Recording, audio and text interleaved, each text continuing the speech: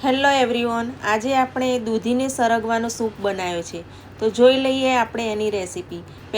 સૌથી પહેલાં સરગવો લીધો છે અને દૂધી લીધી છે. એ બંનેને બરોબર વોશ કરી અને કટ કરી લીધા છે. તો આવી રીતે કટ કરી લીધા છે. હવે ચોખ્ખા પાણીથી બીજી વાર બી આપણે બંનેને વોશ કરી લઈએ છીએ, સરગવો અને દૂધી. વોશ કર્યા પછી આપણે એને ઉકાળવા મૂકવાનું છે, એટલે બોઇલ કરવાનું છે સરગવો અને દૂધી બંને, એટલે બફાવા મૂકી દેવાનું છે.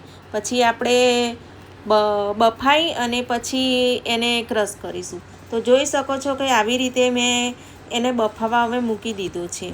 તો આવી રીતે બફાવા મૂકી દીધા પછી એને ઢાંકણું ઢાંકી અને મૂકી દઈશું. અને ઢાંકણું મૂક્યા પછી 10 મિનિટ જેવું એને મીડિયમ આંચ ઉપર બફાવા દેવાનું છે. તો આ બફાઈ ગયો છે. પછી એને ઠંડો કરી લીધો છે. ઠંડો કરી લીધા પછી હવે એને મિક્સીમાં ક્રશ કરવા લઈએ છીએ. તો મિક્સીમાં હવે લઈ લઈએ છીએ અને મિક્સીમાં પછી બરોબર ક્રશ કરી લઈશું સરગવો અને દૂધી બંનેને. ને સરગવો અને દૂધી એનો સૂપ પીવાની બહુ જ મજા આવે છે અને બહુ સારું લાગે છે અને સૂપ બહુ એવો ટેસ્ટી બને છે. તો જોઈ શકો છો કે હવે આપણે એને મિક્સીમાં ક્રશ કરી લઈએ છીએ. ક્રશ કરી લીધા પછી એને આપણે મોટી જાળી વડે એને ગાળવાનું છે. તો આ દૂધી અને સરગવાના સૂપના પીવાના ઘણા બધા ફાયદા છે. તે કે જે ઘૂંટણમાં દુખાવો થતો હોય એને બી મટી જાય છે અને સારું રહે છે. તો આ હવે આપણે મોટી વાળી ગાળણી લીધી છે, એનાથી આપણે ગાળી લઈએ છીએ. ગાળી લીધા પછી આપણે ગેસ ઉપર ફરી મૂકી દીધો છે. તો આ સૂપમાં બરોબર ઉકાળો આવે પછી આપણે એને અંદર થોડું મીઠું નાખીશું.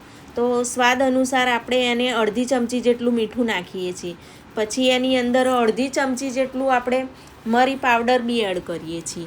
મરી પાવડર આપણે તીખું મોળું જેટલી અનુકૂળ હોય એ પ્રમાણે લઈ શકાય છે. વધારે નાખો તો થોડું તીખું બી થઈ જાય છે. એટલે જેની ઈચ્છા હોય એ પ્રમાણે તીખું મોળું મરી પાવડરમાં કરી શકે છે. હવે ઉપરથી આપણે લીંબુનો રસ નાખવાનો છે. તો 2 ચમચી જેટલું અંદર લીંબુ રસ બી એડ કરીએ છીએ.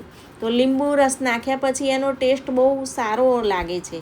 તો લીંબુ રસ નાખ્યા પછી હવે એને ઉકાળીએ છીએ. તો મીઠું, મરી પાવડર અને લીંબુ રસ એ ત્રણેય નાખી અને એને ઉકાળી દીધું છે. તો હવે આ ઉકળી ગયો છે. સરગવા અને દૂધીનો સૂપ હવે ઉકળી ગયો છે અને આ પીવાના ઘણા બધા ફાયદા છે.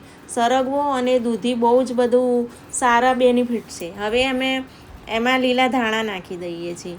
લીલા ધાણા નાખી અને બહુ જ સારું હવે ઉકાળો આવી ગયો છે. હવે સરસ એવો સૂપ બનીને તૈયાર થઈ ગયો છે. આ સૂપ પીવાથી આપણને ઘણા બધા શરીરમાં પોષણ બી મળી રહે છે. દુખાવો બી ઓછો થાય છે. જે લોકોને વજન ઓછું કરવું હોય એમાં બી મદદ કરે છે. અને બીજા બધા ઘણા બધા સરગવા અને દૂધી બંનેના બહુ બધા ફાયદા છે. તે આ સરગવો અને દૂધીનો સૂપ કમ્પલસરી આપણે સવારમાં રોજ પીએ ને તો બહુ જ સારું રહે છે. અને અત્યારે આ ગરમીની સિઝનમાં તો બહુ જ સારું મળી આવે છે સરગવો અને દૂધી બંને. તો જોઈ શકો છો કે આવી રીતે આપણે સરગવો અને દૂધીનો સૂપ બનાવ્યો છે અને એ સવારમાં પીએ તો એનો બહુ જ સારું શરીરમાં રહે છે. તો આપણો દૂધી અને સરગવાનો સૂપ તૈયાર થઈ ગયો છે. જોઈ શકો છો કે આવી રીતે સરગવો અને દૂધીનો સૂપ રેડી થઈ ગયો છે. તો તમને કેવો મારો દૂધી અને સરગવાનો સૂપ ગમ્યો? તમને મારો વિડીયો ગમ્યો હોય તો લાઈક કરજો, શેર કરજો અને સબસ્ક્રાઈબ કરજો.